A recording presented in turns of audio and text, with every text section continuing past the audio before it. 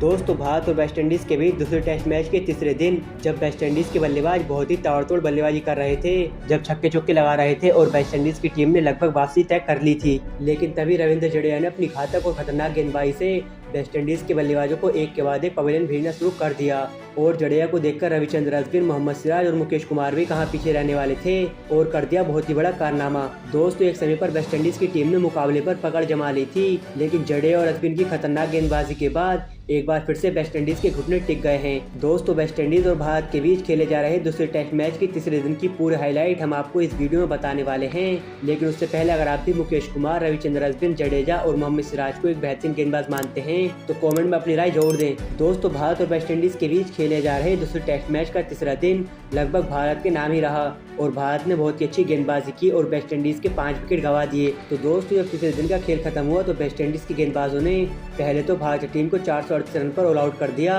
और फिर वेस्टइंडीज के सामने एक 438 रन का विशाल स्कोर था जिसका वेस्टइंडीज को पीछा करना था और फिर भारत को लीड भी देनी थी। और दोस्तों जिसकी उम्मीद नहीं की गई थी वही हुआ और वेस्टइंडीज की टीम ने पहली पारी में बहुत ही शानदार बल्लेबाजी की शुरुआत की। क्राइड वेथवेथ और चंद्रपोल ने पारी की शुरुआत की और बहुत ही शानदार तरीके से पारी को संभाला। दोनों ही खिलाड़ियों ने शुरुआत में बहुत ही सूझबूझ से बल्लेबाजी की और वेस्टइंडीज के स्कोर को हल्के हल्के आगे लेकर चलते रहे। लेकिन दूसरा दिन खत्म होने तक वेस्टइंडीज को रविंद्र जडेजा ने एक बड़ा झटका दे दिया था और चंद्रपोल को अपने जाल में फंसाकर अपनी खतरनाक गेंदबाजी से आउट कर दिया था। और चंद्रपोल के आउट होने के बाद क्रिक मैकेंजी ने और ब्रैथवेट ने पारी को संभाला और जब दूसरे दिन का खेल खत्म हुआ तो वेस्टइंडीज का स्कोर 80 रन 1 विकेट गंवाकर था। लेकिन दोस्तों जब तीसरे दिन का खेल शुरू हुआ तो वो हुआ जो किसी ने भी नहीं सोचा था और वेस्टइंडीज की तरफ से क्रिक मैकेंजी और ब्रैथवेट ने शानदार शुरुआत की और पूरी तरह से भारतीय गेंदबाजों पर हावी होकर खेले और चौके और छक्के भी लगाए और ना ही विकेट दिए। और भारत के गेंदबाज वेस्टइंडीज के सामने बहुत ही बेबस लग रहे थे, लेकिन फिर क्रिक मैकेंजी को मुकेश कुमार ने आउट कर दिया और टेस्ट क्रिकेट में अपना पहला विकेट लिया।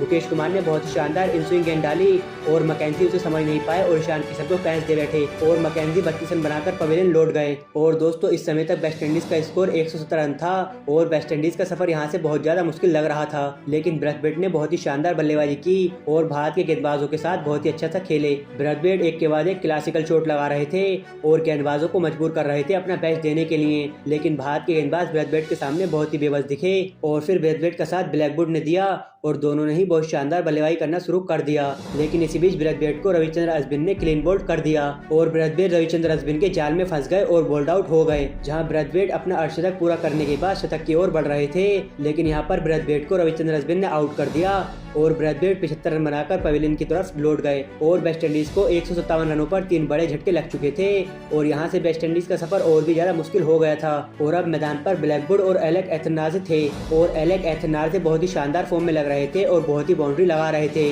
लेकिन उनका साथ निभा रहे जर्मन ब्लैकवुड ज्यादा देर तक टिक नहीं पाए और एक बार फिर से खराब प्रदर्शन कर पवेलियन लौट गए। जी हाँ दोस्तों, ब्लैकवुड ने 92 गेंदों का सामना किया और वो 20 रन बनाकर पवेलियन लौट गए और ब्लैकवुड को जडेजा ने कैच आउट करा दिया और अजिंक्य रहाणे ने बहुत ही शानदार कैच पकड़ा था और सब हैरान रह गए थे इस कैच को देखने के बाद। और अब एलेक एथनाजे और डी सिल्वा पर वेस्टइंडीज की उम्मीदें टिकी थी कि वो वेस्टइंडीज के स्कोर को आगे लेकर जाएंगे, लेकिन किसी ने उम्मीद नहीं की थी कि भारत के गेंदबाजों का असली खेल यहाँ से शुरू होने वाला है। और दोस्तों वेस्टइंडीज के 4 विकेट गिर चुके थे और बाकी 6 विकेट रह गए थे और भारतीय गेंदबाजों में अब होड़ थी कि 6 विकेट कौन लेने वाला है, लेकिन यहाँ पर रविचंद्रन अश्विन सबसे आगे निकल कर आए और एलेक एथनाजे को एक ऐसी गेंद डाली जो कि सीधा विराट कोहली की तरफ गई जो कि स्लिप में खड़े थे, लेकिन विराट कोहली के पास पहुंचने से पहले ही ये गेंद टिप्पा खा गई और इसके चलते उनका विकेट बच गया। लेकिन रविचंद्रन अश्विन का पूरा इरादा था उन्हें आउट करने का और फिर कप्तान रोहित शर्मा ने एक और प्लान बनाया और फिर मोहम्मद सिराज को गेंदबाजी करने के लिए वापस बुलाया और मोहम्मद सिराज अपने पहले ही ओवर में डी सिल्वा को आउट कर देते हैं। मोहम्मद सिराज बहुत ही खतरनाक इनस्विंग गेंद डालते हैं और डी सिल्वा समझ नहीं पाते हैं और क्लीन बोल्ड हो जाते हैं और फिर बीच मैच में बारिश होने लगती है और मैच को लगभग 45 मिनट रोक दिया जाता है